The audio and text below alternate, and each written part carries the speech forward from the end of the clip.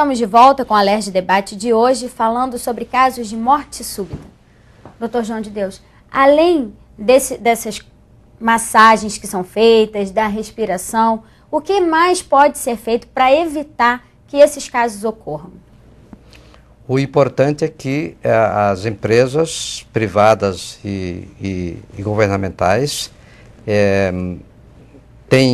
seja incentivado no sentido de preparar as pessoas que trabalham naquela instituição a ficar habilitado a executar o suporte básico da vida. Além disso, é preciso que se faça um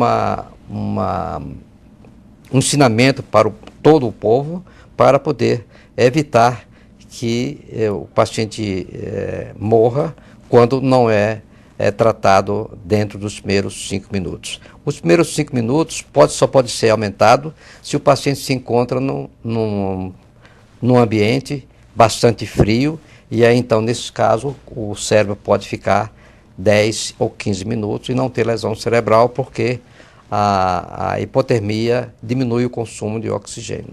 O senhor falou no bloco anterior sobre o caso de Seattle. Como é que isso é feito lá nos Estados Unidos para conscientizar a população? Através de televisão, informações, estabelecendo cursos, pessoas que estejam habilitadas a fazer cursos, né? Então faz esse curso de treinamento. Aqui no Rio de Janeiro existe um centro de treinamento Beckerly, que é muito bom e que pode orientar as pessoas no treinamento do suporte básico da vida. Deputado, mas seria importante que o governo tivesse uma ação intensiva para divulgar para a população de uma maneira geral como agir nessas situações. Né? Isso é fundamental, que a gente tenha essa experiência de Seattle, que tem um atendimento dos mais prontos do mundo todo, que a gente possa trazer essa experiência exitosa para o Rio de Janeiro, que a gente possa ter tanto o Centro Beckerly divulgando, ajudando o poder público a divulgar, que a gente possa ter pessoas, servidores públicos treinados a dar esse tipo de suporte tão importante, 5 minutos, que podem fazer com que a pessoa tenha uma sobrevida maior, enfim, não tenha sequela para o resto da vida. Enfim, é um momento muito importante.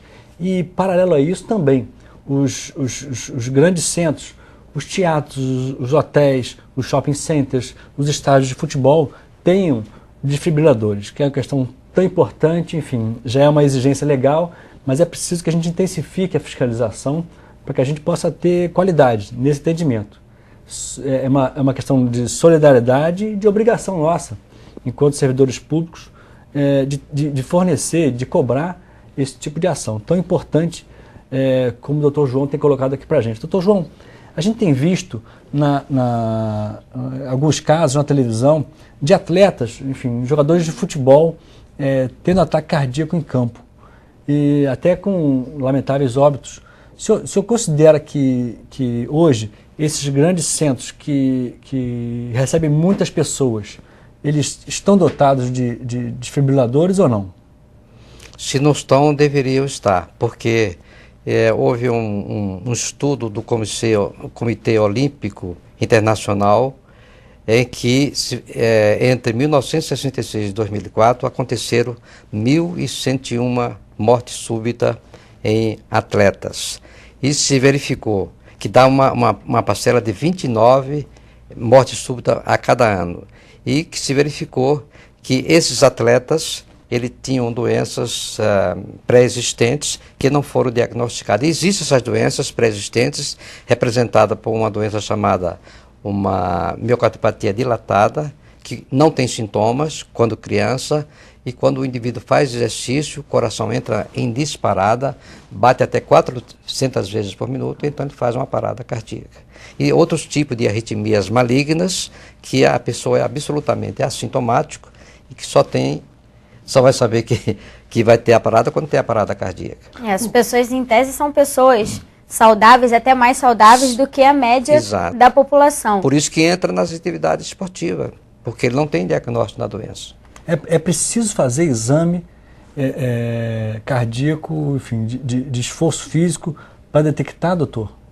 É preciso... Antes de fazer atividade física? Tem que passar por um clínico geral, um cardiologista e fazer a história do paciente para saber se ele já não teve irmão ou pai que morreu subitamente, que isso é muito importante. Se ele tem, significa que ele pode ter. Que tem doenças genéticas, autossômica dominante. Se a mãe ou o pai tem, ele vai ter, pelo menos 50%. Então é importante ser parte de academias de ginástica, de clubes, enfim, de instituições que tenham atividade física, que tenham como medida preventiva, anterior à atividade física, rotina ou esportiva de qualidade, enfim, que tenha esse exame sendo feito para alertar essas pessoas. Depois é quase que irreversível a circunstância de uma morte súbita nas suas dependências.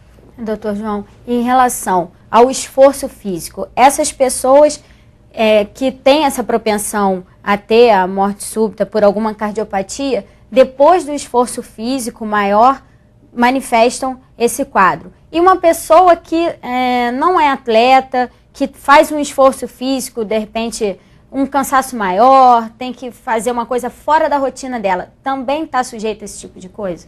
Está sujeito principalmente as pessoas que têm cardiopatias não diagnosticadas, mas as pessoas sadias podem também, se ele é submetido a um exercício físico intenso, ele pode desencadear uma taquicardia ventricular ou uma fibrilação e ter uma morte súbita também em consequência de um exercício físico não adaptado ao seu condicionamento físico. E também o exercício físico pode ser capaz de produzir um choque anafilático no paciente e produzir também a morte súbita do paciente. Um jogador europeu foi salvo porque tinha um desfibrilador implantável. O que é esse desfibrilador? Isso já está à disposição aqui no Brasil? Como é que isso funciona? Isso aí é uma pergunta muito importante, já se opera isso no Brasil, em qualquer cidade do Rio de Janeiro, principalmente nas universidades, nos hospitais públicos. Esse desfibrilador implantável é colocado no paciente que tem esse tipo de arritmia maligna, que é diagnosticada através da história clínica e de um eletrocardiograma fisiológico. E então, se esse paciente for portador dessa doença, que normalmente ele não tem nada, ele só vai desenvolver com o exercício físico, com atividade, aí, então, nesse caso, se coloca o desfibrilador implantável, que é um aparelho muito parecido com o marca-passo, em que é colocado no paciente, e se ele tiver a fibrilação ventricular ou a taquicardia, o aparelho dá um choque e ele não vai ter morte súbita, nem vai ter parada cardíaca, apenas ele vai sentir que alguma coisa aconteceu no corpo dele e ele não vai ter a parada cardíaca. Reverte na mesma hora. Bom, a gente vai fazer mais um intervalo e volta falando sobre outros casos e causas da morte súbita no próximo bloco. A gente volta já já.